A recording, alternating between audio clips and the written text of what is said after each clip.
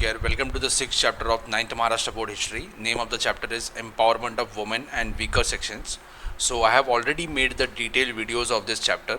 You can get the link in the description. So मैंने already इन chapters के detailed videos बना दिए हैं, तो ये links आपको description में मिल जाएंगे, तो आप वो वीडियो देख सकते हो.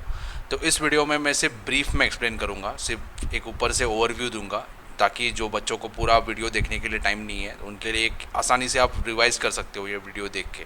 ओके, सो इसमें हम वुमेन के बारे में और दूसरे जो वीकर सेक्शंस है सोसाइटी में उनके बारे में बात करेंगे. तो चैप्टर का नाम देखो, empowerment of women and weaker sections, other weaker sections. Empowerment basically क्या होता है कि आपको पता है कि अपने सोसाइटी में जो वुमेन है या फिर जो बाकी लोग हैं, माइनॉरिटीज़ है या फिर कुछ शेड्यूल कास्ट के लोग हैं, शेड्यूल ट्राइब के लोग हैं, ये लोग कंपैरेटिवली वीकर है. इनके पास इनको राइट्स ठीक से यूज़ करने के लिए नहीं मिलता है, इनके पास एजुकेशन नहीं है.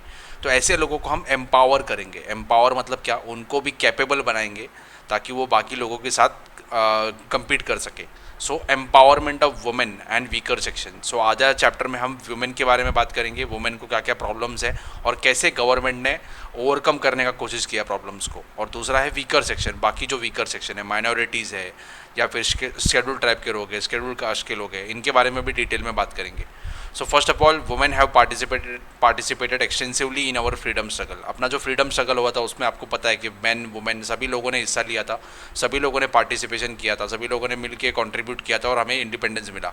ठीक है, पोस्ट इंडिपेंडेंस पीरियड में, तब इंडिपेंडेंस मिलने के बाद भी अलग अलग टाइम पे वुमेन ने कंट्रीब्यूट किया है, अलग अलग जगह पे वुमेन ने प्रोटेस्ट किया है, उसके वजह से अपने सोसाइटी को फ़ायदा हुआ है. We will study in this chapter. तो अभी पहला सेंसस देखो. सेंसस मतलब क्या होता है कि अपने कंट्री में लोगों का काउंटिंग होता है, कितने लोग हैं कंट्री में, उसमें से वुमेन कितनी है, मेल कितने हैं, फीमेल कितनी है, मेल कितने हैं, उसके बाद कितने एज कितना है, किसी का एज कितना है, ये सब कैलकुलेशन होता है. सो जो कैलकुलेशन होता है उसे बोलते हैं सेंसस, और ये हर 10 साल में होता है. सो 1951, 1961, ये रॉन्ग दिया है, 1961 आएगा. 2011 में भी सेंसस हुआ था लास्ट. अभी 2021 में भी होना चाहिए था, लेकिन अभी कोरोना के वजह से हम घर घर नहीं जा सकते सभी के, इसलिए ये पोस्टपोन्ड हो गया. तो अभी कुछ साल बाद हो सकता है. ठीक है, तो 2001 में लास्ट सेंसस हुआ था. तो उसके हिसाब से तो क्या मालूम पड़ा, देखो सेक्स रेशियो हमने निकाला है. सेक्स रेशियो बेसिकली क्या होता है कि अगर एक हम वैल्यू फिक्स रखते हैं कि मेल का वैल्यू फिक्स रखते हैं कि किसी सोसाइटी में, किसी कंट्री में 1000 अगर मेल है तो उसके कंपैरिजन में फ़ीमेल कितनी है. तो फीमेल 2001 में थी 933. ये होता है सेक्स रेशियो, मतलब 1000 मेल के कंपैरिजन में 933 फीमेल. 1991 में 927 थी. ठीक है, तो इससे क्या समझ में आता है हमें कि वुमेन का नंबर कम है. पॉपुलेशन में 50-50 मेल और होना चाहिए, 50% मेल 50% फीमेल होना चाहिए, लेकिन ऐसा नहीं है. मेल ज़्यादा है, फीमेल कम है. तो ये क्या बताता है हमें कि हम वुमेन को इक्वली ट्रीट नहीं करते.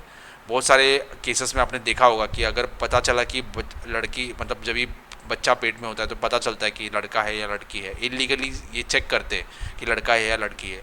लड़की हो गई तो लड़की मालूम पड़ा तो लड़की है तो उसे मार देते हैं. तो ये क्या हो रहा है कि हम लोग क्या कर रहे हैं, वुमेन को किल कर रहे हैं, लड़कियों को किल कर रहे हैं, उसके वजह से लड़कियों का नंबर कम हो रहा है. ठीक है, सेक्स रेशो कम है. So when we study the condition of women in India, we realize that root of the several problems they face lies in the mentality of men.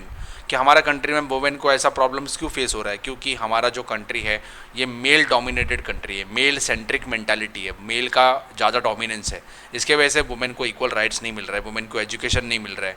ठीक है, अभी विनोबा भावे एक फ्रीडम फाइटर थे. फ्रीडम मिलने के बाद उन्होंने सोशल सर्विस स्टार्ट किया, सोशल एक्टिविस्ट थे वो. तो उन्होंने भूदान मूवमेंट स्टार्ट किया था. भू मतलब क्या, ज़मीन को दान करना. पहले जब इंडिपेंडेंस जब हमें मिला था तभी बहुत बड़े बड़े ज़मींदार थे, उनके पास बहुत ज़्यादा ज़मीन थी. तो उनके ज़मीन में फार्मर्स थे या पीजेंट्स थे, वो काम करते थे, लेकिन फार्मर्स का ज़मीन नहीं था, सिर्फ वो काम करते थे उसमें. तो उनको उनके प्रोडक्शन में से कुछ हिस्सा उस ज़मींदार को देना पड़ता था. तो ऐसे क्या होता था कि फ्री में ज़मींदार को सब फूड ग्रेन्स मिल रहा है या पैसा मिल रहा है. तो जब भी विनोबा भावे ने स्टार्ट किया भूदान मूवमेंट. भूदान मतलब क्या, उन्होंने गांव-गांव में जाके पूरे कंट्री में घूम के लोगों को एजुकेट किया कि ये जो गरीब लोग हैं इनको आप ज़मीन दान कर दो. तो बहुत सारे लोगों ने उनकी बात मान के उनके नाम के ऊपर ज़मीन कर दिया, मतलब उनको ज़मीन दान दे दिया. तो होता है भूदान मूवमेंट. ये महात्मा गांधी का जो फिलॉसफी था उसके ऊपर बेस था. महात्मा गांधी को मानते थे विनोबा भावे, अपना गुरु मानते थे. सो भूदान मूवमेंट में भी वुमेन ने पार्टिसिपेशन किया था. तेलंगाना में पीजेंट्स आर्म्ड स्ट्रगल. पीजेंट्स मतलब कौन, ये जो वर्कर्स होते हैं, इनका आर्म स्ट्रगल हुआ था। आर्म मतलब क्या, हथियार लेके उन्होंने फाइट किया था। तो उसके साथ भी, ये किसके साथ फाइट किया था, देखो ये फाइट किया था निज़ाम के साथ। निज़ाम मतलब कौन था, ये हैदराबाद जो किंगडम था उसका किंग था, मतलब उसका राजा था। जैसे इंडिया में जब इंडिपेंडेंस मिलने के टाइम या उसके पहले भी एक हैदराबाद करके किंगडम था, जो हमारा तेलंगाना एरिया है, महाराष्ट्र का कुछ पार्ट है, मराठवाड़ा का जो पार्ट है, औरंगाबाद या सॉरी नांदेड़, इस ये एरिया का जो पार्ट है, उसमें निज़ाम का रूल था। तो निज़ाम को हराने के लिए तो वहाँ की वुमेन ने भी आर्म स्ट्रगल किया था, आर्म्स मतलब उसके साथ फाइट किया था, उसके आर्मी के साथ। और वहाँ का जो फ्यूडल सिस्टम था, फ्यूडल मतलब क्या, लैंड लॉर्ड वगैरह होते हैं, उनके against, as their reason became free from bonded labour. तो बॉन्डेड लेबर जैसे मैंने आपको बताया कि ज़मींदार था, उसके पास काम करना पड़ता था, कुछ पैसे ज़मींदार को देने पड़ते थे। तो पूरा मेहनत तो पीजेंट्स करेंगे, लेकिन बिना मेहनत किए ज़मींदार को पैसा मिलेगा। तो उसके अगेंस्ट, तो ज़मींदार के क्या थे, वो बॉन्डेड लेबर थे, ये पीजेंट्स थे। तो उसको फ्री कर दिया उन लोगों ने, अपने आप को फ्री कर दिया। तो आज़ादी, हमारा इंडिपेंडेंस मिलने के बाद भी निज़ाम का रोल था इंडिया में। तो हमारे गवर्नमेंट ने भी और वहाँ के लोगों ने भी प्रोटेस्ट किया निज़ाम के अगेंस्ट, और 1948 में निज़ाम ने सरेंडर कर दिया, और हैदराबाद जो है वो, या तेलंगाना का कुछ पार्ट है वो, इंडिया का पार्ट बन गया। ठीक है, तो इसमें भी वुमेन ने पार्टिसिपेशन किया था। उसके बाद देखो, ये है manifestation of women power, women का पावर। अभी वुमेन, आपको पता होगा कि आपके घर में बहुत सारे घर में क्या होता है कि मेल या फादर काम करते हैं बाहर, और वुमेन या माँ हमारी घर में काम करती है, या फिर घर संभालती है, हाउस वाइफ होती है। बहुत सारे घर में दोनों भी काम करती है। तो हम ऐसा इमेजिन करते हैं कि सिर्फ फादर बाहर काम कर रहे हैं, माँ घर में ही है। ठीक है, तो फादर क्या करते हैं, सैलरी उनको मिलता है, या फिर उनका जो बिज़नेस है वो पैसा है वो माँ के पास देते हैं, और माँ पूरा मैनेज करती है, कैसे क्या खरीदना है, कैसे मैनेज करना है पूरा। तो जैसे प्राइजेस बढ़ता है, तो प्राइजेस बढ़ने के बाद क्या होता है, उनको फाइनेंस मैनेज करना बहुत डिफिकल्ट हो जाता है, पैसा मैनेज करना बहुत डिफिकल्ट हो जाता है। तो वैसे ही हुआ था, जब दिवाली आया था तभी प्राइजेस बढ़ गए थे। तो मृणाल गौरी, ये वुमेन की लीडर थी, उनके लीडरशिप के अंडर, सोशलिस्ट लीडर थी, उनके लीडरशिप के अंदर एक मुंबई में मोर्चा हुआ था। मोर्चा मतलब क्या, बहुत सारी वुमेन गई थी और उन्होंने गवर्नमेंट के अगेंस्ट प्रोटेस्ट किया था। और मोर्चा जाते वक्त उन्होंने बेलन लिया था, बेलन को मराठी में बोलते हैं लाटना। बेलन आपको पता होगा, जो चपाती बनाने के लिए यूज़ होता है। सो लाटने मोर्चा, लाटने मतलब बेलन, लाटने मोर्चा। रोलिंग पिन, इंग्लिश में वो बेलन को बोलते हैं rolling pin. Rolling pin demonstration, demonstration मतलब मोर्चा। तो ऐसा मोर्चा हुआ था, क्यों हुआ था, क्योंकि ऑयल का प्राइस, घी का प्राइस, रवा, मैदा, ये दिवाली जब भी पास आई थी तो इसका स्केर्सिटी हो गया। मतलब क्या करते हैं जो बिजनेसमैन होते हैं, वो क्या करते हैं, ये सब चीज़ें छुपा के रखते हैं, होल्ड करके रखते हैं, ताकि मार्केट में क्या होगा, इसकी कमी होगी, और जैसे इसकी कमी होगी तो प्राइसेस बढ़ेंगी। ठीक है, प्राइसेस बढ़ने के बाद वो वहाँ मार्केट में जाके सेल करेंगे। तो ये सब पता था उनको, तो उन्होंने मोर्चा निकाला उसके अगेंस्ट। केरोसिन का प्राइस, ये हम 1972 की बात कर रहे हैं, तभी गैस वगैरह नहीं था, सब केरोसिन यूज़ करते थे, स्टोव यूज़ करते थे। ठीक है, आपको ये स्टोव अभी पता भी नहीं होगा, लेकिन पहले आप आपके पेरेंट्स को पूछ सकते हो। सो केरोसिन यूज़ करते थे, तो इसका प्राइजेस भी बढ़ गया था, एक्सपेंसिव हो गया था। सो वुमेन ने सबने मिल के रोलिंग पिन्स, ये लाटने मोर्चा निकाला और गवर्नमेंट को फोर्स किया उसका पावर, उसका प्राइस कम करने के लिए। तो ये पता चला वुमेन का पावर क्या है गवर्नमेंट को। ठीक है, नेक्स्ट इज चिपको मूवमेंट। अभी नाम से आपको पता चलता होता, चिपकते हैं, चिपको मूवमेंट। तो किसे चिपकना है, ट्रीज को चिपकना है। मतलब जब भी हिमालयाज का जो फुट हिल्स है, फुट हिल्स मतलब क्या, हिमालय का जो स्टार्टिंग पॉइंट है, पहाड़ के एकदम नीचे का पार्ट है, वहाँ जंगल है, तो जंगल में ट्रीज थे। ठीक है, तो वहाँ के गवर्नमेंट ने क्या किया था, वो ज़मीन जो है वो किसी प्राइवेट इंडस्ट्रीज़ को दे दिया था। तो इंडस्ट्री अगर स्टार्ट करना है तो उनको ट्रीज़ कट करना पड़ता था, या फिर उनको जंगल क्लियर करना पड़ता है, ट्रीज़ कट करना पड़ता है। तो वहाँ के लोगों ने उसका प्रोटेस्ट किया। उन्होंने क्या किया, वो जो ट्रीज़ है उसको ऐसे गले लगा दिया। एक बड़ा अगर ट्री होगा तो 3-4 जन मिल के ऐसा हाथ पकड़ के गले लगते थे, ताकि जो भी कट करने आए तो उसको बोलते थे कि ये ट्री को हम कट नहीं करने देंगे। ठीक है, तो होता है चिपको मूवमेंट, ट्रीज को चिपकना, Chipko movement. Another show of constructive power, तो उसमें भी वुमेन ने पार्टिसिपेशन किया था। लीडर तो मेल थे, ये आप में जैसे आपको बताया मैंने, हिमालयाज में हुआ था ये सब। जो लीडर तो मेल थे, चंदी प्रसाद भट्ट और सुंदरलाल बहुगुणा, लेकिन वुमेन ने भी उसमें पार्टिसिपेशन किया था। Okay, so this is the example that women are also participating in our after independence. Okay, उनके राइट्स के लिए वुमेन पार्टिसिपेट कर रही है। हाँ, तो इसमें चिपको मूवमेंट में और एक लीडर थी, वुमेन लीडर, उनका नाम है गौरा देवी। ओके, चिपको मूवमेंट क्लियर हो गया। उसमें सुदेशा देवी, बचनी देवी, ये भी वहाँ की लीडर थी, वुमेन लीडर थी। भी एंटी लीकर मूवमेंट। लीकर मतलब आपको पता है शराब। सो लीकर जहाँ भी कंज्यूम होता है, लीकर जहाँ भी लोग पीते हैं, तो आपको पता है कि बहुत सारे प्रॉब्लम्स फेस करने पड़ते हैं। खास करके जो पुअर लोग हैं उनको प्रॉब्लम फेस करने पड़ते हैं। जो मेन लीकर लेते हैं या लीकर पीते हैं तो वो क्या करते हैं, अपना जो अर्निंग है पूरा लीकर में गवा देते हैं। तो उनको अपने फैमिली को खर्चा नहीं कर, फैमिली को पैसा नहीं दे पाते। जो बच्चे हैं उनको खाना नहीं मिलता है, वुमेन को मारते भी है बहुत सारे केसेस में। तो इसमें क्या होता है, बहुत सारे प्रॉब्लम क्रिएट होते हैं और अल्टीमेटली अगर वो लिकर ज़्यादा पीने लग गया तो वो आदमी का डेथ भी हो सकता है। अगर वो आदमी का डेथ हो गया तो वापस वुमेन और उसके बच्चे सब प्रॉब्लम में आ जाते हैं।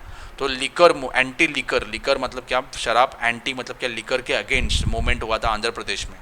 ओके, तो ड्रिंकिंग, जो शराब पीने का बहुत लोग शराब पीने लग गए थे, तो बहुत सारे प्रॉब्लम जैसे मैंने आपको बताया वो सब हो रहे थे। So due to alcoholism they have to deal with extreme sorrow and poverty. दुख होता था, बहुत पॉवर्टी था क्योंकि सब पैसा शराब में जा रहा था। तो वहाँ के वुमेन ने फिक्स तय किया कि हम क्या करेंगे, ये लिकर का शॉप है बंद कराएंगे। ओके, सो एंटी अराक, अराक मतलब अगेंस्ट लिकर, ये जो लोकल लिकर होता है, जिसे हम जोकिंगली या कॉमन लैंग्वेज में देसी दारू सब बोलते हैं, तो ये एंटी अराक मूवमेंट हुआ था आंध्र प्रदेश में। तो इसमें बहुत सारे वुमेन ने पार्टिसिपेशन किया था और उन्होंने जो लोकली प्रोड्यूस्ड जो होता है अराक होता है, ठीक है, उसको बंद कराया था। उनके डीलर्स के अगेंस्ट फाइट किया था। उनको थ्रेट हुआ, बहुत सारे लोगों ने उनको थ्रेट दिया, लेकिन उन्होंने सुना नहीं। तो ये जो उन्होंने उस एरिया में लिकर को बंद कराया, तो ये जो न्यूज़ है पूरे न्यूज़पेपर से पूरे एरिया में फैल गया। तो दूसरे लोगों ने भी, दूसरे एरिया के वुमेन ने भी इकट्ठा आके बहुत सारे जगहों पे लिकर शॉप्स को बंद कराया। अल्टीमेटली गवर्नमेंट को इंटरवीन करना पड़ा और गवर्नमेंट ने एक स्ट्रॉन्ग लॉज बनाया लिकर के अगेंस्ट पूरे स्टेट में, ठीक है। तो इसमें क्या होता था कि वुमेन को कैसे पता चला, तो वुमेन जब भी नाटक देखने जाती थी, ओके, जो गांव-गांव में नाटक होते हैं, तो उसमें सीता माँ कथा, सीता की कथा बोलते थे उसमें। तो कथा में उनको बताते थे कि लिकर का क्या प्रॉब्लम्स है, कैसे इसका ये बुरी चीज़ें क्या है। तो उससे इंस्पिरेशन लेके उन्होंने स्टार्ट किया ये मूवमेंट। ओके, 1992 में हुआ था ये, आपको पता है। और एक इंसिडेंट हुआ था वहाँ दुबुगंटा विलेज, नेल्लोर डिस्ट्रिक्ट है आंध्र प्रदेश में। वहाँ 3 बच्चों का डेथ हो गया था जिन्होंने लिकर पिया था। वो नशे में थे, इनबर्नेटेड मतलब क्या, नशे में थे, और वो बह गए थे लेक में। तो इसका भी बहुत सारे लोग गुस्सा थे इसके वजह से, क्योंकि लिकर के वजह से इनका डेथ हुआ था। सो सब वुमेन ने मिल के वो लिकर शॉप्स को बंद कराया था। लास्ट में जैसे मैंने बताया कि गवर्नमेंट को लॉ बनाना पड़ा लिकर के अगेंस्ट। इंटरनेशनल वुमेन डे, अभी वुमेन का प्रॉब्लम आप जाके देखोगे तो वर्ल्ड में सभी जगह है, सभी जगह वुमेन ये प्रॉब्लम फेस कर रही है। तो गवर्नमेंट ने एक जगह पे तो प्रॉब्लम सॉल्व करेगा तो पूरे वर्ल्ड में प्रॉब्लम सॉल्व नहीं होने वाला है। यूनाइटेड नेशंस के बारे में आपने पढ़ा होगा या सुना होगा। यूनाइटेड नेशंस पूरे वर्ल्ड का ऑर्गेनाइजेशन है। तो यूनाइटेड नेशंस ने 1975 में डिक्लेयर किया था कि इंटरनेशनल वुमेन ईयर, ठीक है। तो वुमेन के लिए बहुत सारे प्रोग्राम्स उन्होंने स्टार्ट किए थे, ठीक है। तो 3 एस्पेक्ट प्रोग्राम वेयर पीस मतलब क्या, पूरी दुनिया में शांति हो, उसके बाद डेवलपमेंट हो वुमेन का, और इक्वालिटी हो, मेल और फीमेल इक्वल ट्रीटमेंट मिलना चाहिए। इन 1975 the government of India constituted committee on the status of women. तो उन्होंने चेक किया अपने गवर्नमेंट ने कि वुमेन का स्टेटस क्या है सोसाइटी में, वुमेन को जॉब है क्या, एजुकेशन है क्या। तो फुल रेनू गुहा ये उस चेयरमैन थी उस कमिटी की। कमिटी बेसिकली क्या होता है कि बहुत सारे जो एजुकेटेड लोग होते हैं, उस फील्ड के जो जानकार लोग होते हैं, वो स्टडी करते हैं। स्टडी करने के बाद गवर्नमेंट को रिपोर्ट देते हैं और गवर्नमेंट उस रिपोर्ट के हिसाब से अपने प्रोग्राम्स बनाता है, अपने पॉलिसीज़ बनाता है। सो याद रखो, ये जो गवर्नमेंट ने कमिटी बनाया था 1975 में, उसके हेड थी डॉक्टर फुलरेनू गुहा, ठीक है। उसके चेयरमैन थी फुलरेनू गुहा। चेयरपर्सन आना चाहिए, चेयरमैन नहीं आना चाहिए, वापस एक मेल डोमिनेटेड वर्ड होता है ये, इसलिए चेयरपर्सन बोलते हैं, जिसमें मेल और फीमेल दोनों भी हो सकती है। तो फुलरेनू गुहा थी। A comprehensive survey was conducted of several issues such as social position of women, जो मैंने आपको बताया कि वुमेन का पोजीशन कैसा है सोसाइटी में, उनका स्टेटस कैसा है, कॉन्स्टिट्यूशनल जो प्रोविजंस है वुमेन के लिए, इसके बारे में हम आगे बात करेंगे। कॉन्स्टिट्यूशन में बहुत सारी चीज़ें लिखी है जो वुमेन के फ़ायदे की है, ठीक है, वो सब देखेंगे। तो वुमेन का उसमें से उस जो चीज़ें लिखी है उसका यूज़ हो रहा है क्या वुमेन को, ये सब उन्होंने चेक किया। उनका एजुकेशन कैसा है, काम करते हैं जहाँ उनको क्या प्रॉब्लम फेस करना पड़ता है, ठीक है, वेजेस सही मिल रहे कि नहीं उनको। कभी कभी आपने देखा होगा मेल और फीमेल दोनों सेम काम करती है, लेकिन मेल को ज़्यादा पैसा मिलता है। तो ये सब चीज़ें उन्होंने स्टडी किया था और गवर्नमेंट को रिपोर्ट दिया था। फीमेल मेल रेशो हमने चेक स्टार्टिंग में देखा, ठीक है। बर्थ रेशो, मोर्टालिटी मतलब क्या कि बच्चों में देखोगे तो आप, अगर आपने ठीक से ऑब्जर्व किया होगा, जो गरीब लोग होते हैं जिनके पास पैसा नहीं होता है, ठीक है। वो क्या करते हैं कि अगर लड़का हुआ और लड़की हुई तो लड़की को ज़्यादा खाना वगैरह ठीक से अच्छे से नहीं देते, लड़के को देते, क्योंकि उनको लगता है कि लड़का रहेगा तो हमें जब भी बूढ़े होंगे तो हमें सहारा देगा। तो ये सब पार्शलिटी होती है। उसके वजह से क्या होता है, बहुत सारे केसेस में लड़कियों का डेथ होता है। सो ये होता है मोर्टालिटी रेट, डेथ रेट, ठीक है। रोल ऑफ वुमेन, ये सब उन्होंने स्टडी किया वो कमेटी ने। तो ये स्टडी करने के बाद उन्होंने बहुत सारा स्टेट वाइड कॉन्फ्रेंस किया और 1975 में कॉन्फ्रेंस हुआ था, स्त्री मुक्ति संघर्ष समिति। स्त्री मुक्ति, स्त्री मतलब कौन, वुमेन, मुक्ति मतलब क्या, उनको जो प्रॉब्लम्स है उससे मुक्ति मिलनी चाहिए, संघर्ष करेंगे उसके लिए। और समिति मतलब क्या, ऑर्गेनाइजेशन, ठीक है। Women from all walks of life region participated in it. Samiti published its manifesto in 1978। Manifesto मतलब क्या, कि क्या काम करने वाले हैं, क्या चीज़ें करने वाली है, उसमें बहुत सारे पॉइंट्स होंगे उनके, ये उन्होंने 1978 में पब्लिश किया था।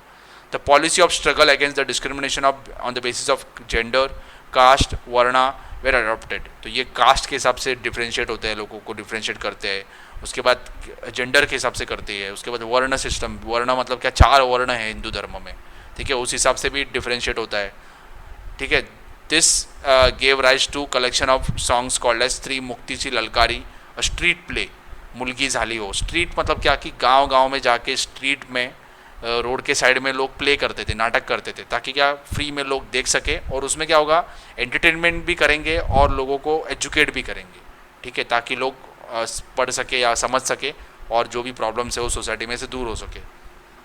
मुलगी झाली हो, ये जो प्ले था वो स्टार्ट किया था ज्योति मापेस्कर। एंड पीरियडिकल कॉल्ड प्रेरक ललकारी। पीरियडिकल मतलब क्या होता है, कि एक मैगजीन जैसे होता है जो कुछ टाइम के बाद आता है, मतलब कुछ 7 दिन बाद आते हैं, कुछ 14 डेज बाद आते हैं। तो ये पीरियडिकल स्टार्ट किया था जिसका नाम है प्रेरक ललकारी, ठीक है। 1977 में ग्रुप लाइक स्त्री मुक्ति आंदोलन समिति एस्टैब्लिश बाय सौमिदुनी राव। ये सब याद अगर रहता है तो रखो, नहीं तो जो टेक्स्ट बुक एक्सरसाइज में उतना ही पढ़ो, ठीक है। बाइजा या फोर्टनाइटली मतलब क्या, 15 डेज बाद जो मैगजीन आता है। ऑल्सो स्त्री वाच मैत्रीण, स्त्री अन्याय विरोधी मंच इन औरंगाबाद, ये सब ऑर्गेनाइजेशंस का स्टार्ट किया था।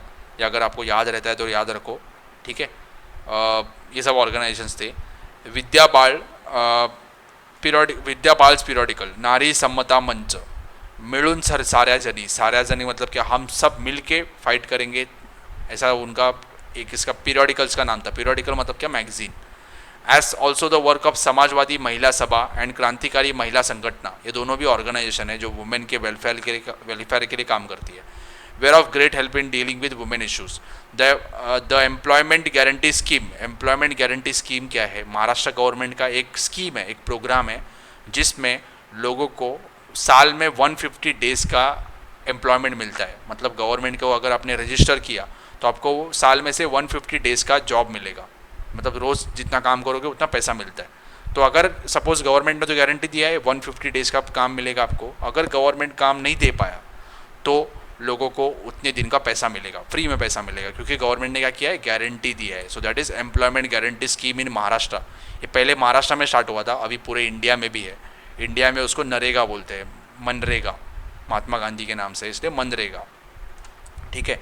प्रमिला दंडवते, इसमें भी बहुत सारे वुमेन जाके काम करने लगी। मतलब जो वुमेन को पहले घर में ही रहना पड़ता था, काम नहीं था, उन्होंने यहाँ जाके काम करना स्टार्ट कर दिया, तो उनको कुछ पैसे मिलने लगे।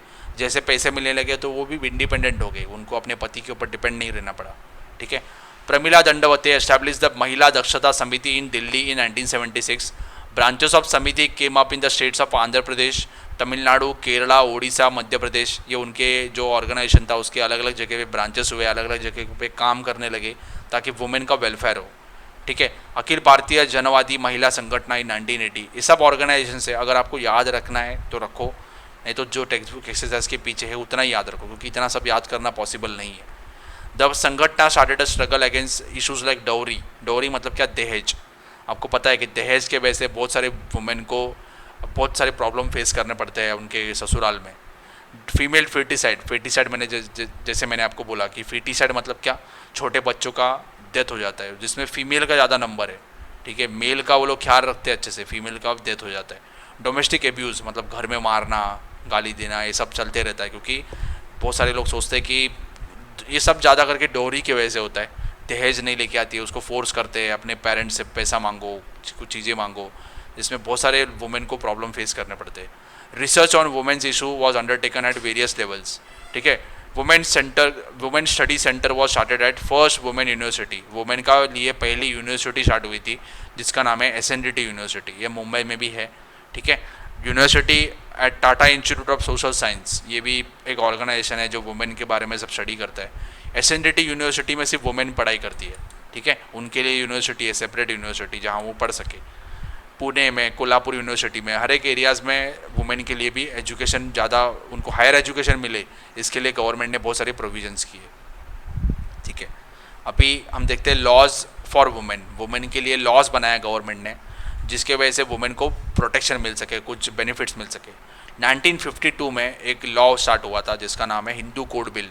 ठीक है, मतलब हिंदूज़ का जो मैरिज कैसे होता है, मैरिज के बाद क्या रूल्स होना चाहिए, उसके बाद अगर किसी को डाइवोर्स चाहिए तो उसके लिए क्या रूल्स होना चाहिए, ये सब के लिए उन्होंने लॉ बनाया था, गवर्नमेंट ने लॉ बनाया था। ठीक है, the law enacted in 1952 recognises women's right to alimony. Alimony मतलब क्या, कि अगर डिवोर्स दिया तो हस्बैंड को वुमेन को कुछ पैसा देना पड़ेगा ताकि वो अपना केयर कर सके, that is alimony. And their share in father's property. पहले फादर के प्रॉपर्टी में सिर्फ लड़कों को हिस्सा मिलता था, अभी नहीं, अभी लड़की को हिस्सा मिलता है, लड़की को भी हिस्सा मिलता है। अगर उसका शादी हो गया फिर भी उसे हिस्सा मिलेगा फादर के प्रॉपर्टी में। हर right to stridhan. Okay, stridhan basically क्या होता है कि वुमेन को जो भी गहने होते हैं उसके शादी के पहले, वो सब उसके ऊपर वुमेन का राइट होता है। ठीक है, जो प्रॉपर्टी उसे शादी के टाइम मिलता है या शादी के पहले मिलता है, तो ये डाउरी नहीं होता है क्योंकि उसका हक होता है उसके ऊपर, वो चाहे तो वो ले सकती है जब भी उसका डाइवोर्स होता है। ठीक है, पॉलीगैमी। पॉलीगैमी मतलब क्या, एक से ज़्यादा शादी करना। ये हिंदूज़ में, हम ये जो लॉज बात कर रहे हैं 1952 में स्टार्ट हुआ था, ये सिर्फ हिंदूज़ के लिए एप्लीकेबल है। मुस्लिम्स के लिए हमारे कंट्री में अलग लॉज है, हम सिर्फ हिंदूज़ के लिए बात कर रहे हैं, इसलिए इन्होंने डिटेल में दिया नहीं है, लेकिन ये सब जो बात कर रहे हैं ये सिर्फ हिंदूज़ को लागू होता है, मुस्लिम्स के लिए उनका अलग लॉ है। ठीक है, सो पॉलीगैमी। पॉलीगैमी मतलब क्या है, एक से ज़्यादा शादी। कि पहले ऐसे होता था कि पहली पत्नी भी है लेकिन दूसरी भी शादी करते थे, अभी ऐसा नहीं है। हिंदूज़ के लिए तो ऐसा नहीं है। हिंदूज़ को अगर दूसरी शादी करना है तो पहली पत्नी को डाइवोर्स देना पड़ेगा, उनका जो भी कोर्ट में है वो मैटर क्लोज होगा, उसके बाद ही वो दूसरी शादी कर सकते हैं। अगर उसने पहली पत्नी के होते हुए भी दूसरी शादी किया तो वो प्रॉब्लम में आ सकता है, उसके ऊपर केस हो सकता है। So that is polygamy. Polygamy मतलब क्या, एक से ज़्यादा वाइफ होना। Polygamy was made illegal and women just like male man got the right to divorce. कि पहले कैसे सिर्फ मेल ही डाइवोर्स दे सकता था, अभी नहीं, अभी वुमेन भी दे सकती है। It was a law that took one step forward concerning the women's issue over the following decade. तो ये बहुत इंपॉर्टेंट लॉज थे जिसके वजह से वुमेन को राइट्स मिला। ठीक है, the dowry prohibition act. Dowry मतलब क्या, दहेज। दहेज को बंद करना है, इसके लिए एक लॉ बनाया था गवर्नमेंट ने 1961 में। Made both giving and taking dowry a cognizable criminal offence. तो ये क्रिमिनल ऑफेंस है, इसके लिए आपको सज़ा हो सकती है। ठीक है, this dismantle the dowry tradition by its roots and further encourage the social movement. लेकिन फिर भी आप देखते हो कि आपने देखा होगा, ऑब्जर्व किया होगा कि ये जो दहेज है मतलब डाउरी है, ये अब तक बंद नहीं हुआ है। लेकिन कोई फोर्स नहीं कर सकता क्योंकि ये लॉ है, कोई भी अगर फोर्स कर रहा है तो उसके अगेंस्ट उसको सज़ा मिल सकती है। The law elevated the distress of women cause by undesirable tradition of dowry. तो जैसे मैंने बताया कि डाउरी की वजह से वुमेन को बहुत सारे प्रॉब्लम फेस करने पड़ते थे, तो ये बंद हो गया, उनका प्रॉब्लम सॉल्व होने लग गया है। ठीक है, पूरी तरह से नहीं हुआ है लेकिन कुछ हिसाब में उसका प्रॉब्लम फेस कर रहे थे वो कम हुआ है। The maternity benefit act. Maternity मतलब क्या, जब भी प्रेग्नेंट होती है वुमेन, जब भी उसको बच्चा होता है तो क्या होता है कि वुमेन को बच्चों का केयर करना पड़ता है, बच्चे का केयर करना पड़ता है, तो वुमेन को अभी लीव्स मिलता है, पेड लीव मिलता है उनके ऑर्गेनाइजेशन से, that is maternity benefit act. Maternity के टाइम उनको उसका बेनिफिट मिलेगा, जब भी प्रेगनेंसी का जब भी लास्ट स्टेज होता है और प्रेगनेंसी उसका डिलीवरी होने के बाद उनको लीव मिलेगा, वो भी पेड लीव होगा जिसका पैसा देना पड़ेगा ऑर्गेनाइजेशन को। ठीक है, which gave women a right to get leave from work at the time of child birth also came into force in 1961। ये 1961 में, नहीं तो क्या होता था, वुमेन को जॉब छोड़ देना पड़ता था उस टाइम पे, लेकिन अभी गवर्नमेंट ने प्रोटेक्शन दिया उनको। Awareness against the dowry tradition. Dowry tradition के अगेंस्ट अवेयरनेस कैसे हो, कैसे पता चले लोगों को, इसकी वजह से गवर्नमेंट ने बहुत सारे लॉज भी बनाए थे और कुछ लोगों ने भी मिलके पहले क्या होता था देखो कि जानबूझ के लड़कियों को मार भी दिया जाता था घर में, तो और बाद में पुलिस में अगर केस हुआ तो बोलते थे कि नहीं, उसके साड़ी के पल्लू को आग लग गया और जल गई, जल के मर गई, लेकिन घर वाले ही उसे मारते थे। So even after the enactment of anti dowry law सब बन गया, जैसे मैंने आपको बोला कि बनाया लॉ, लेकिन फिर भी उसका मिसयूज़ करने वाले लोग हैं। सो क्या देखो कैसे करेंगे, women burns to death as sari pallu catches fire while cooking, ये हेडलाइन होगा। लेकिन साड़ी के क्या बोलेंगे कि साड़ी के पल्लू को उसके आग लग गया, उसकी वजह से वो जल के मर गई। लेकिन इसका होता क्या है रियलिटी में, घर वाले ही उसे मार देते, ठीक है, जला के मार देते। लेकिन ऐसा न्यूज़ आएगा, women slips into well while washing clothes, ये अपने पिक्चर में भी देखा होगा, मूवीज़ में भी देखा होगा कि वुमेन को धक्का मार देते हैं वेल में ताकि वो नीचे जाएगी और उसका डेथ हो जाएगा। लेकिन न्यूज़ में क्या आएगा कि उसका पैर फिसल गया और वो गिर गई, ठीक है। ये सब झूठी बातें होती है, झूठे न्यूज़ होते हैं। इसका रियलिटी में क्या होता है कि कोई घर वाले ही उसे मारते हैं क्योंकि वो सताते रहते हैं उसे डाउरी के लिए, दहेज के लिए, ठीक है। Investigation still reveal dowry to be the most frequent cause of such deaths. The role of the police administration and judiciary were highlighted. तो पुलिस ने अगर ठीक से इन्वेस्टिगेशन किया तो जो दोषी है उनको सज़ा मिलेगी, ठीक है, और कोर्ट में भी सही तरीके से जस्टिस होना चाहिए। As a result they created a greater awareness होना चाहिए। तो उसके लिए उन्होंने क्या किया, अमेंड किया। अमेंड मतलब क्या, लॉ को चेंज किया। So as a result dowry prohibition act, amendment मतलब क्या, चेंज, केम इनटू या अपडेट किया उसे, came into force in 1984। In 1988 2209 women died victim of dowry tradition. So इतने वुमेन का डेथ हुआ और ये नंबर बढ़ते ही जा रहा है। देखो 1993 में 5377 है, तो ये इंक्रीज ही होते जा रहा है जी। लॉ बनाओ कुछ भी करो, लेकिन लोग मान रहे नहीं है। जो वुमेन को तंग करना है वो तंग कर रही है, ठीक है। अभी आपको पता होगा कि हमारे कंट्री में बहुत सारे कोर्ट है, सुप्रीम कोर्ट है, हाई कोर्ट है, लेकिन इसमें बहुत सारे केसेस पेंडिंग होते हैं। तो वुमेन का या फिर मेल का अगर झगड़ा हुआ, उनको अगर साथ में नहीं रहना है, तो डाइवोर्स चाहिए या कुछ भी इश्यूज़ है, तो उसके लिए गवर्नमेंट ने फैमिली कोर्ट्स बनाए हैं। तो ये अलग कोर्ट है जिसमें सिर्फ फैमिली रिलेटेड इश्यूज़ के ऊपर ही डिस्कशन होता है या उसके ऊपर जो भी न्याय होता है। The family courts were establish to resolve conflict arising out of differences within marriage and domestic problems as well as issues such as alimony. Alimony मतलब क्या कि डाइवोर्स के बाद कितना पैसा उसे मिलना चाहिए, ये सब एलिमनी होता है। सिंगल पेरेंटहुड कि अगर डाइवोर्स चाहिए, डाइवोर्स के बाद किससे बच्चा कौन संभालेगा, तो पेरेंटहुड किसे मिलेगा, सिंगल पेरेंटहुड, इसके बारे में डिस्कशन होगा, इसके बारे में होगा। सेपरेशन मतलब अलग होना है उनको। Care of children, ownership of which are related to the family situations, ये सब इश्यूज़ के ऊपर फैमिली कोर्ट में जस्टिस होता है। This family courts give priority to mutual understanding. अब ये पहले जाओगे आप तो सीधा डाइवोर्स नहीं देते, ये पहले उनको समझाते हैं, उनको उनका जो प्रॉब्लम्स है वो सुनते हैं, उनको काउंसलिंग करते हैं, उनका म्यूचुअल अंडरस्टैंडिंग, मिलजुल के उनका जो प्रॉब्लम है वो सॉल्व करने के लिए कोशिश करते हैं। काउंसिलर्स होते हैं, लॉयर्स होते हैं। अगर नहीं हुआ तो बाद में अल्टीमेटली वो डाइवोर्स होगा। Emphasis in resolving the cases, ये केसेस को रिजॉल्व करने का कोशिश करते हैं पहले। ट्रायल इन्वॉल्विंग एलिमनी, 1985 में एक बहुत बड़ा केस हुआ था एलिमनी के ऊपर। एक मुस्लिम वुमेन थी जिनका नाम है शाह बानो, ठीक है, शाह बानो, और उनका जो पति है मोहम्मद अहमद खान। तो मोहम्मद अहमद खान ने शाह बानो को तलाक दे दिया था, डाइवोर्स दे दिया था। लेकिन शाह बानो थी मुस्लिम, जैसे मैंने आपको बताया ये जो लॉज बोल रहे थे, मैं जो बता रहा था 1952 वाले, ये सब लॉज सिर्फ हिंदू के लिए है, मुस्लिम्स के लिए सब अलग लॉज है।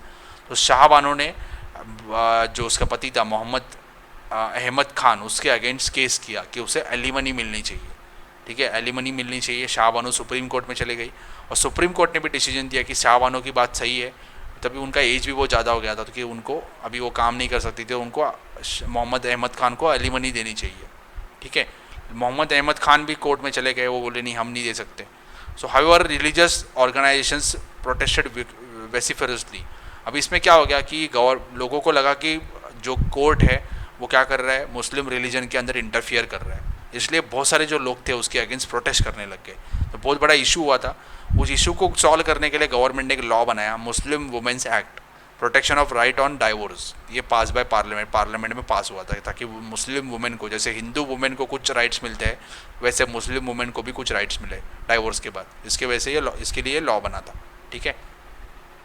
Commission of Sati prevention, Sati system आपको पता होगा पहले था, ये ब्रिटिशर्स ने बंद कर दिया था। फिर भी 1987 में एक रूप कन्वर करके एक वुमेन थी, उनको सती जाना पड़ा। सती मतलब क्या होता है कि हस्बैंड के मरने के बाद वुमेन को भी अपनी जान देनी पड़ती है। वुमेन को भी पहले तो क्या है, हस्बैंड के जो चिता होती है, जो उसका बॉडी को जो जलाते हैं, उसमें ही उसे कूदना पड़ता था, उसमें ही उसको जलना पड़ता था। लेकिन ये सब सिस्टम ब्रिटिशर्स ने बंद कर दिया था। फिर भी 1987 में 4 सितंबर 1987 को रूप कन्वर उनको सती जाना पड़ा, लेकिन वो अपनी इच्छा से नहीं गई थी, बहुत सारे लोगों ने उसको फोर्स किया था, ठीक है, फोर्स किया था, कमिटेड सती। तो ये बहुत बड़ा न्यूज़ हो गया था क्योंकि सती सिस्टम को बैन कर दिया, फिर भी सती चली गई, तो उसके लिए वापस स्ट्रिक्ट लॉ बनाया था। So committing sati, glorifying the practice of sati are all illegal act, ये सब इलीगल है।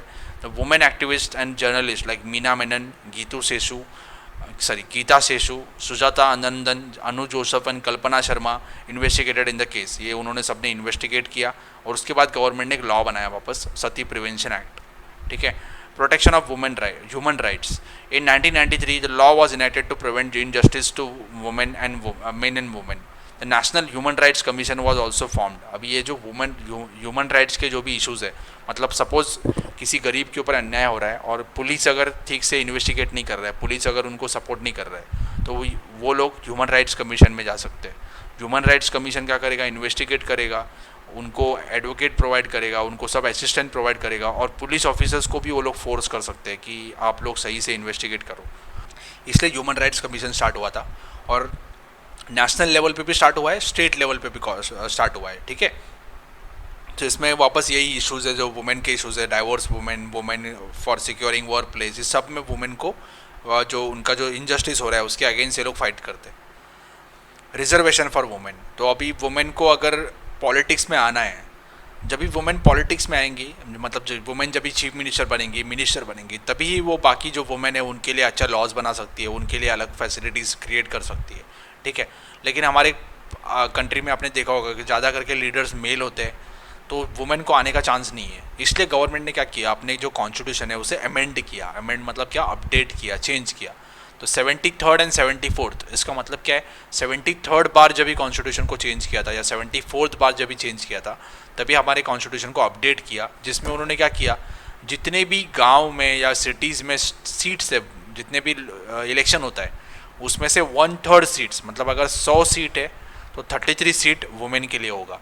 ये सिर्फ और सिर्फ लोकल लेवल पे की बात कर रहे हैं, मतलब जो पंचायत का इलेक्शन होता है, जिला परिषद का इलेक्शन होता है, या म्यूनिसिपालिटी का इलेक्शन होता है, उसमें जो नेशनल लेवल पे इलेक्शन होता है, स्टेट लेवल पे इलेक्शन होता है, उसमें रिजर्वेशन नहीं है। ये सिर्फ लोकल लेवल पे, पंचायत समिति, जिला परिषद, ग्राम पंचायत, म्यूनिसिपालिटी, म्यूनिसिपल कॉर्पोरेशन, उसमें है।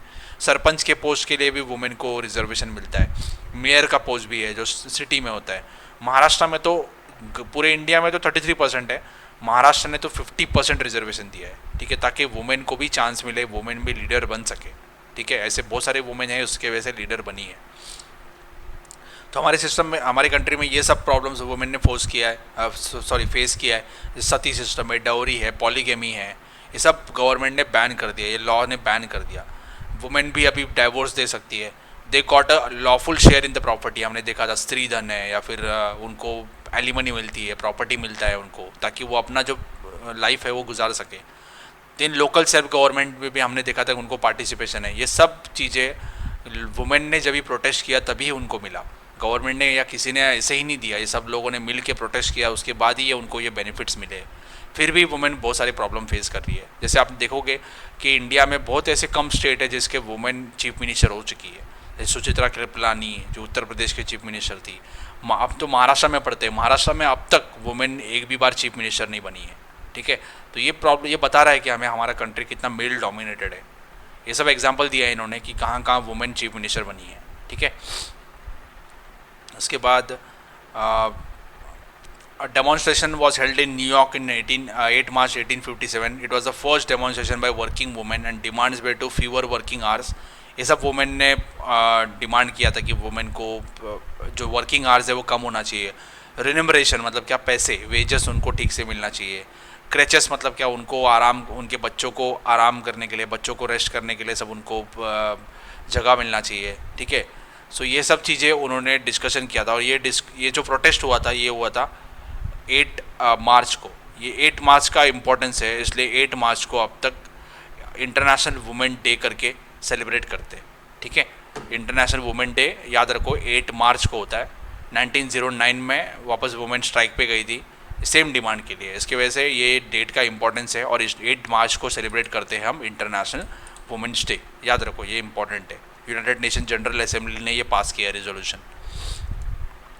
ये सब चीज़ें हमने देखा था, मनी, उनको एडमिनिस्ट्रेशन, पॉलिटिक्स में उनको सब पार्टिसिपेशन करने मिला, वुमेन को लिबरेट हुई वुमेन, इसकी वजह से वुमेन को बहुत फ़ायदा हुआ। ये बात खत्म हो गई एम्पावरमेंट ऑफ वुमेन की। हम अब बात करेंगे वीकर सेक्शंस। सबसे पहले वीकर सेक्शंस आते हैं शेड्यूल कास्ट। तो शेड्यूल कास्ट के लोग हैं। शेड्यूल मतलब क्या, लिस्ट, कि हमारे कॉन्स्टिट्यूशन में ऐसा लिस्ट है या हमारे कंट्री में ऐसे लिस्ट है जिसमें बहुत सारे कास्ट उसके अंदर शामिल है, कास्ट को इंक्लूड किया है। तो जो शेड्यूल कास्ट है मतलब बेसिकली जो लोअर कास्ट जिसे बोला जाता है, जो पुअर है या लोअर कास्ट के हैं, जिनको पहले अनटचेबल्स करके ट्रीट करते थे, वो सब शेड्यूल कास्ट में आते हैं। In post independence period our constitution adopted values of freedom. तो हमारे कॉन्स्टिट्यूशन में कॉन्स्टिट्यूशन जब भी बना था तो हमने क्या किया, सबसे पहले जो डिफरेंसेस थे वो कम कर दिए या मिटा दिए सीधा। हमने इक्वालिटी में बिलीव किया, फ्रीडम में बिलीव किया, फ्रैटर्निटी मतलब क्या, brotherhood, social justice. In accordance to with this the practice of untouchability was ban. Untouchability को बैन कर दिया। हमारे कॉन्स्टिट्यूशन में एक 17 आर्टिकल है, इसमें पैराग्राफ दिया है लेकिन 17 आर्टिकल है। आर्टिकल मतलब क्या, लॉ नंबर 17 हम सिंपल लैंग्वेज में बोल सकते हैं। 17 आर्टिकल में अनटचेबिलिटी को बैन कर दिया। अगर किसी ने अनटचेबिलिटी अभी प्रैक्टिस किया, मतलब पहले क्या करते थे, जो लोअर कास्ट के लोग हैं या फिर शेड्यूल कास्ट के लोग हैं, उनको कोई टच नहीं करता था, उनको अपने घर में लेता नहीं था, मंदिर में लेता नहीं था, खाने के लिए उनको साथ में नहीं बिठाता था, ये सब चीज़ें चलती थी। तो इसलिए कॉन्स्टिट्यूशन ने ये बैन कर दिया, ठीक है। सो इट वाज इंक्लूडेड, तो ये सब इंक्लूड कर दिया। उसकी वजह से शेड्यूल कास्ट के लोगों को बहुत सारे बेनिफिट्स मिले। इन व्यू ऑफ द एजुकेशन, अभी ये सब लोगों को एजुकेशन नहीं मिल रहा है। पहले जैसे मैंने आपको बोला, उनको कोई टच नहीं करता था, उनको स्कूल में कोई लेता नहीं था। इसकी वजह से ये जो सोसाइटी है बहुत बैकवर्ड रहा है। इसलिए हमारे कंट्री में उनको रिजर्वेशन है, ताकि उनको एजुकेशन का अपॉर्चुनिटी मिल सके। So the government has given them reservation in education, also in jobs, to facilitate their development. जैसे ये शेड्यूल कास्ट की बात किया, वैसे शेड्यूल ट्राइब्स मतलब बेसिकली कौन होते हैं, जो आदिवासी लोग होते हैं। इनको भी एजुकेशन नहीं मिलता है, ये भी बहुत बैकवर्ड होते हैं, इनके पास भी पैसे नहीं होते, पुअर होते हैं। तो इनको भी फैसिलिटीज़ मिले, इनको भी एजुकेशन मिले, जॉब्स मिले। इसलिए गवर्नमेंट ने क्या किया है, पहले उनको एक लिस्ट बनाया उनका, जो है शेड्यूल ट्राइब। कोई भी बोल नहीं सकता कि मैं शेड्यूल ट्राइब का आदमी हूँ, उसे गवर्नमेंट का पूरा सर्टिफिकेट सब लेना पड़ता है, और वो लिस्ट होता है। लिस्ट के अंदर अगर उसका कास्ट हुआ तो ही उसे सब बेनिफिट मिलता है। तो शेड्यूल कास्ट, शेड्यूल ट्राइब, सो आदिवासी लोग हैं, ये सब बेसिकली आदिवासी होते हैं जो रिमोट एरियाज़ में रहते हैं, उनको कुछ डेवलपमेंट उनके पास नहीं होता है। तो इन सब लोगों को गवर्नमेंट ने क्या किया, उनको सब बेसिकली ये लोग सब बैकवर्ड होते हैं, इनके पास एजुकेशन नहीं है, या फिर फार्मिंग जो है सब मॉडर्न मेथड से फार्मिंग नहीं करते हैं, इसलिए उनका कल्टीवेशन कम होता है। तो ऐसे सब लोगों को रिजर्वेशन दिए ताकि वो जॉब्स कर सके या फिर वो पढ़ सके। In Indian Constitution, Adivasis have been enumerated as scheduled tribes. They are getting given reservations representation in law boards, education, government service। इन सब चीज़ों में उनको रिजर्वेशन है, ठीक है। रिजर्वेशन मतलब बेसिकली क्या, उनको गारंटी है कि कुछ सीट उनके लिए रखे हैं। कुछ जैसे कि अपने सपोज अपने जब भी आप कॉलेज में जाओगे तो सपोज़ किसी कॉलेज में 100 सीट्स है, 100 जन को एडमिशन मिलेगा, तो उसमें से क्या करेंगे, कुछ जगह शेड्यूल कास्ट के लोगों के लिए रखेंगे ताकि शेड्यूल कास्ट वाले ही उसमें एडमिशन ले सके और उनको भी चांस मिले एजुकेशन का। Next is nomadic and D notified tribe. Nomadic मतलब क्या, सेम आदिवासी टाइप ही होते हैं, लेकिन कुछ आदिवासी क्या करते हैं, अपने घर में ही, अपने जंगल में ही रहते हैं। लेकिन आपने देखा होगा कि जो भेड़ वाले होते हैं, भेड़ वाले जो होते हैं, भेड़ या जो शिप जिनके पास होती है, या गोड्स नहीं बोल सकते हम, शिप होती है, वो क्या करते हैं, एक दूसरे से दूसरे जगह पे माइग्रेट करते रहते हैं। जिस जगह पे बहुत बारिश होता है, जहाँ पानी की कमी होगी तो क्या करेंगे, वहाँ से माइग्रेट करेंगे, और जहाँ पानी होगा वहाँ चले जाएंगे। ये आपने देखा होगा कि आपके एरियाज़ में भी देखा होगा कि ये मूव करते रहते हैं एक जगह से दूसरे जगह पे। इनको बोलते हैं नोमैडिक ट्राइब, जो मूव करते रहते हैं। और कुछ ट्राइब्स है जिनका रिकॉर्ड नहीं है गवर्नमेंट के पास अब तक, तो वो होते हैं डी नोटिफाइड ट्राइब। वो किसी भी लिस्ट में नहीं है, नोमैडिक में भी नहीं है, शेड्यूल कास्ट में भी नहीं है, शेड्यूल ट्राइब में भी नहीं है, तो वो है डी नोटिफाइड ट्राइब। ये सब लोग क्या करते हैं, मूव करते हैं। अभी इनका ये नेचुरल उनका काम है कि मूव करना, लेकिन ब्रिटिश जो थे उनको पता नहीं था इसके बारे में। तो इन्होंने क्या सोचा कि ये लोग चोर है इसलिए मूव करते हैं, इसलिए बहुत सारे लोगों को क्रिमिनल्स करके उनको ट्रीट किया था गवर्नमेंट ने, क्रिमिनल ट्राइब करके बोला था उनको 1871 में, और उनका जो मूवमेंट है उसके ऊपर भी बंदी लगा दिया था। लेकिन जब भी हमारा कंट्री में इंडिपेंडेंट हुआ तो हमने ये सब बंदी, ये सब रिपील कर दिया, मतलब उठा दिया बंदी, और उनको जो उनका जो लाइफ है वो जीने का अधिकार दे दिया, ठीक है। ये सब लोग भी एक जगह से दूसरे जगह घूमते रहते हैं, ताकि उनका मेन प्रॉपर्टी क्या है, वो जो शीप है, वो शीप यही उनका मेन प्रॉपर्टी है, या फिर उनके पास जो बकरे होते हैं यही उनके मेन प्रॉपर्टी है, ठीक है। ज़्यादा करके शिप लेके वो घूमते रहते हैं, एक जगह से दूसरे जगह जाते रहते हैं, ये उनका मेन प्रॉपर्टी है। ऐसे लोगों को भी गवर्नमेंट ने एजुकेशन में या फिर जॉब्स में उनको रिजर्वेशन दिया हुआ है। Next is minorities. Minorities basically कौन होते हैं? जिनका पॉपुलेशन में नंबर कम है, जिनका पॉपुलेशन में नंबर कम है, वो है माइनॉरिटीज़। तो हम रिलीजन के हिसाब से बात करेंगे तो इंडिया में सिर्फ हिंदूज़ मेजॉरिटी में है, हिंदूज़ का ही नंबर ज़्यादा है, बाकी मुस्लिम्स, क्रिश्चियंस या पारसीस ये सब माइनॉरिटीज़ में आते हैं। In any society a group of people of a particular religion, language के हिसाब से भी कर सकते हैं। सपोज आप महाराष्ट्र में रहते हो तो महाराष्ट्र में सबसे ज़्यादा लोग मराठी बोलते हैं, तो महाराष्ट्र में अगर बंगाली बोलने वाले लोग हैं या फिर ओरिया बोलने वाले लोग हैं, ये सब आएंगे माइनॉरिटी में। सेम अगर आप वेस्ट बंगाल में जाओगे तो वहाँ बंगाली बोलने वाले लोग मेजॉरिटी में आएंगे, मराठी बोलने वाले लोग माइनॉरिटी में जाएंगे। तो हर एक एरिया के हिसाब से डिपेंड होता है। वैसे ही अगर आप पाकिस्तान में जाओगे तो वहाँ मुस्लिम्स मेजॉरिटी में है, हिंदूज़ माइनॉरिटी में है। इंडिया में उल्टा है, इंडिया में मुस्लिम्स माइनॉरिटी में है, हिंदूज़ मेजॉरिटी में है। ठीक है। सो जिस भी कंट्री में आप जाओगे तो वहाँ माइनॉरिटी जो होते हैं उनको बहुत सारे प्रॉब्लम फेस करने पड़ते हैं। तो इसके लिए गवर्नमेंट ने कुछ रूल्स बनाए कि माइनॉरिटीज़ को भी कुछ फ़ायदा हो। So, in our society, a group of people of a particular religion, language, or race who are few in number are termed as minorities. As there are various religions, sects. Sect मतलब क्या? एक ही religion के दो अलग अलग भाव होते हैं। जैसे क्रिश्चियनिटी में कुछ लोग रोमन कैथलिक है, कुछ लोग प्रोटेस्टेंट्स है। मुस्लिम्स में भी होते हैं, शिया है, सुन्नी है। ठीक है, ये सेक्ट्स है अलग अलग। एंड लैंग्वेजेस, अलग अलग लैंग्वेज बोलने वाले लोग हैं in our country. We see great cultural diversity. तो इसके वजह से क्या है, हमारी कंट्री में कल्चरल डाइवर्सिटी है। There is a variation in cultural traditions. In order to preserve this cultural traditions, develop their own language, the constitution gives citizen certain educational and cultural rights. अभी देखो हमारे कंट्री में बहुत सारे अलग अलग लैंग्वेज बोलने वाले लोग हैं, बहुत सारे रिलीजन फॉलो करने वाले लोग हैं। तो अगर हम किसी को फोर्स करेंगे, जैसे आप महाराष्ट्र में रहते हो तो महाराष्ट्र में मैं अगर किसी को फोर्स करूँगा कि आपको सिर्फ मराठी में ही एजुकेशन लेना है, तो क्या होगा? उनको, उनके फ्यूचर के जनरेशन को मराठी ही आएगा सिर्फ, उसके आगे का उनका जो खुद का मदर टंग है वो नहीं आएगा। ठीक है, तो हम क्या करेंगे, उनको बोलेंगे कि आपको मराठी भी पढ़ना पड़ेगा क्योंकि आप महाराष्ट्र में रहते हो, लेकिन आप आपका मदर टंग में भी एजुकेशन ले सकते हो। इसलिए आपको पता है कि आपका अपना जो महाराष्ट्र बोर्ड है उसके टेक्स्ट बुक्स तेलुगु में भी आते हैं, गुजराती में भी आते हैं, ताकि गुजराती लोग भी या तेलुगु वाले लोग भी पढ़ सके। ठीक है, ये उनको कुछ एजुकेशनल राइट्स मिला हुआ है, कल्चरल राइट्स मिला हुआ है। मतलब वो अपने लोगों के लिए भी स्कूल स्टार्ट कर सकते हैं। जैसे महाराष्ट्र में साउथ इंडियन लोग भी स्कूल स्टार्ट करते हैं, कॉलेजेस भी है उनके। ठीक है, मुंबई में भी सब अच्छे अच्छे कॉलेजेस, बहुत सारे कॉलेजेस है उनके, कॉलेजेस है, स्कूल्स है। नॉर्थ इंडियंस के भी स्कूल्स है, गुजराती माइनॉरिटी के भी स्कूल्स है, ताकि वो लोग अपने जो लोग हैं उनको एजुकेशन दे सके। इसलिए ये सब उनको गारंटी दिया है कॉन्स्टिट्यूशन ने। ठीक है, minorities have the right to protect and conserve their language, culture and tradition.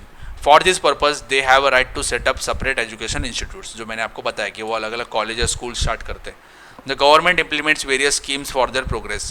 So in the next chapter, we will study about science and technology. I hope you have understood about this empowerment of women and weaker sections. So I will be uploading more videos like this. I will quickly give the overview of the chapter. Once again, I am telling you that I have already explained the chapter in detail. You can find the link in the description.